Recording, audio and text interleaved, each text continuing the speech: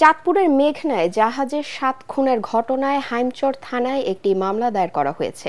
গতরাতে জাহাজ মালিকের পক্ষে মাহবুব মোর্শেদ বাদী হয়ে মামলাটি করেন। এতে খুন ও ডাকাতির অভিযোগ এনে অজ্ঞাত 8 থেকে 10 জনকে আসামি করা হয়েছে। এছাড়া হত্যাকাণ্ডের ঘটনায় শিল্প মন্ত্রণালয় ও চাঁদপুরের স্থানীয় প্রশাসন থেকে পৃথক 4 সদস্যের তদন্ত কমিটি গঠন করা হয়েছে। এদিকে হত্যাকাণ্ডে জড়িত সন্দেহে আকাশ মণ্ডল ইরফান নামে একজনকে বাগেরহাটের চিতলমারি এলাকা থেকে গ্রেফতার করেছে র্যাব। এর আগে গতকাল বিকেলে 7 জনের মরদেহ তাদের পরিবারের কাছে হস্তান্তর করা হয়।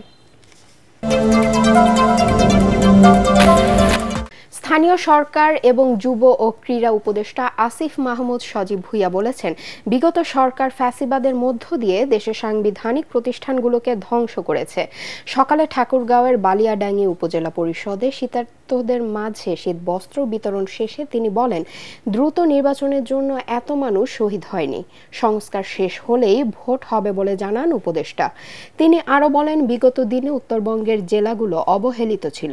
এসব অঞ্চলকে ন্যাশনাল স্ট্যান্ডার্ডে নিয়ে যাওয়ার প্রতিশ্রুতি দিয়ে উপজেলা লাইব্রেরি স্থাপনের জন্য 50 লাখ টাকার বরাদ্দ ঘোষণা দেন আসিফ মাহমুদ।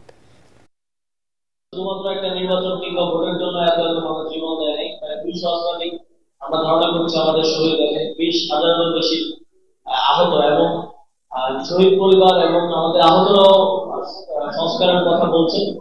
এই সরকারের একটা ক্লিয়ার ম্যান্ডেট হচ্ছে আমরা সংস্কার কার্যক্রমগুলো করবো এবং আমাদের কমিশনগুলো প্রায় 3 মাসের মতো সময় হয়ে যাচ্ছে, কমিশনগুলো প্রস্তাবনা দেবে।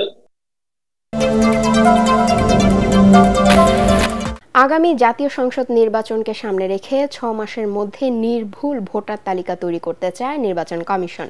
এটিএন বাংলার সাথে সাক্ষাৎকারে প্রধান নির্বাচন কমিশনার এএমএম নাসির উদ্দিন জানান, ভোটার তালিকা ছাড়াও সংসদীয় আসনের সীমানা পুনর্নির্ধারণ ও রাজনৈতিক দলে নিবন্ধন দেয়াকে অগ্রাধিকার দিচ্ছে ইসি। সিইসি বলেন, এসব কাজ দ্রুত শেষ করে সরকার নির্ধারিত সময়সীমার মধ্যে নির্বাচন আয়োজন করতে চান তারা। আরও জানাচ্ছেন একরামুল হক সায়েম।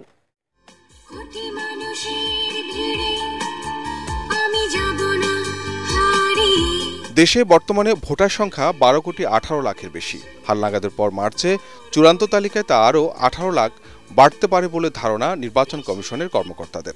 তাদের দাবি, এরপরও তালিকায় অন্তর্ভুক্তি থেকে বাদ পড়বেন অনেক ভোটার। একই সাথে থেকে যাচ্ছে অনেক মৃত ভোটারের নাম।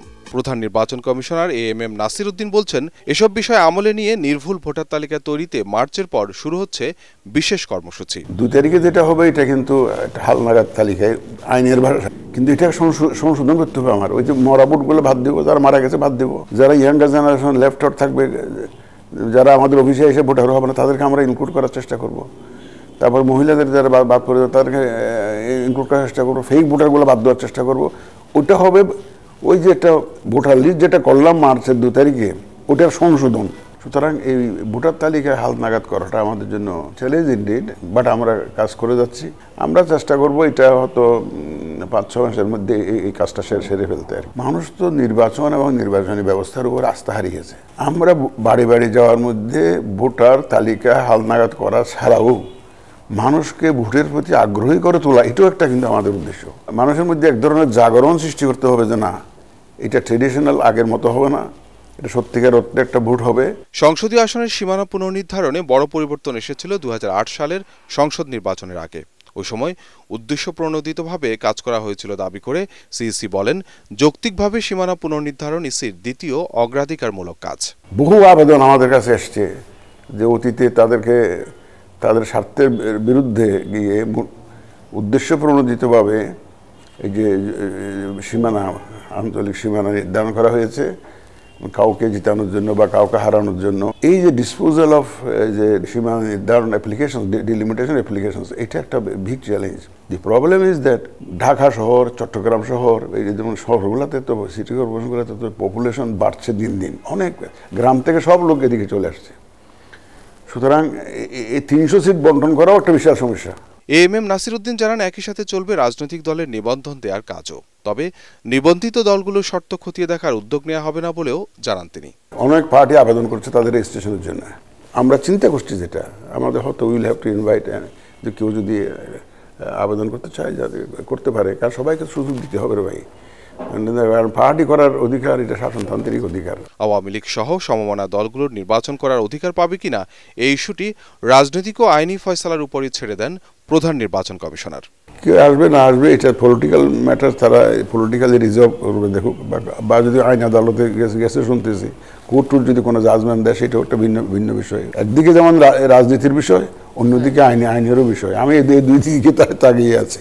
সব রাজনৈতিক দল যারা অ্যাকশন করতে চায় তাদের জন্য আমি ফিল্ডটা একদম ক্লিয়ার করে দিব, আসেন খেলেন, মাঠে খেলেন, লেভেল প্লেমেন্ট করে দিব। যে কোনো চাপ উপেক্ষা করে নির্বাচনে সবার জন্য সমান সুযোগ নিশ্চিত করতে দৃঢ় পদক্ষেপ নেবেন বলে জানান সিইসি। ওই টাইম ফ্রেমের মধ্যে ইলেকশন করার জন্য যা করার দরকার তা করব।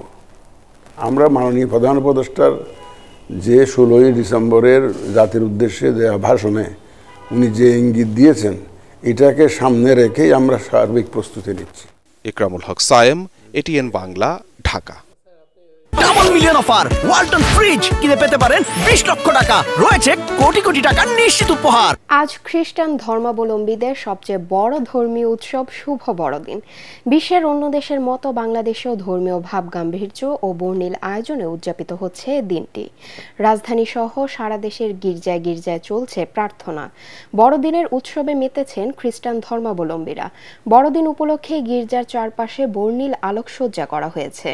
ভেতরে ক্রিসমাস ট্রিতেও আলোর ঝলকানি। গির্জা প্রাঙ্গণে তৈরি করা হয়েছে গোশালা, এর পাশে রাখা হয়েছে সান্তা ক্লজ। রাজধানীর তারকা হোটেলগুলোতে আলোকসজ্জার পাশাপাশি ভেতরে কৃত্রিমভাবে স্থাপন করা হয়েছে ক্রিসমাস ট্রি ও সান্তা ক্লজ। গির্জাগুলো সব ধরনের মানুষদের পদচারণায় মুখর হয়ে উঠেছে। আমাদের এই প্রভু যিশু আজকে ধরা এসেছে পাপ মোচনের জন্য, সেই উদ্দেশ্যে আমরা তার কাছে পাপ মুক্তির জন্য প্রার্থনা করছি। সকল খ্রিস্টান সহ হিন্দু মুসলিম যারা আছে সবার জন্য আমরা প্রার্থনা করি যাতে আমাদের জন্য সবসময় ভালোটাই হয়। আমরা যে শান্তি ও ভালোবাসার মধ্য দিয়ে আমাদের বড়দিন পালন করেছি, এটা আমাদের সত্যি এটা বাংলাদেশে একটা অনন্য দৃষ্টান্ত রাখে। বিভিন্ন মেয়াদের সাজাভোগ শেষে গতরাতে ভারত থেকে দেশে ফিরেছে 26 বাংলাদেশি নারী, পুরুষ ও শিশু। কাজের প্রলোভনে ভারতে পাচার হওয়া 26 বাংলাদেশিকে ভারত সরকারের দেয়া বিশেষ ট্রাভেল পারমিটের মাধ্যমে বেনাপোল চেকপোস্টের নোম্যান্স ল্যান্ডে হস্তান্তর করেছে দেশটির পুলিশ। এ সময় উপস্থিত ছিলেন দুদেশের বিজিবি, বিএসএফ, কাস্টম, পুলিশ ও গোয়েন্দা সংস্থার সদস্যরা। ফেরত আসা নারী, পুরুষ ও শিশুরা ঠাকুরগাঁও, চাঁপাইনবাবগঞ্জ, সাতক্ষীরা, দিনাজপুর, ফরিদপুর সহ বিভিন্ন জেলার বাসিন্দা। বিভিন্ন সীমান্ত পথে ভারতে গিয়ে অবৈধ অনুপ্রবেশের অভিযোগে আটক হয় তারা।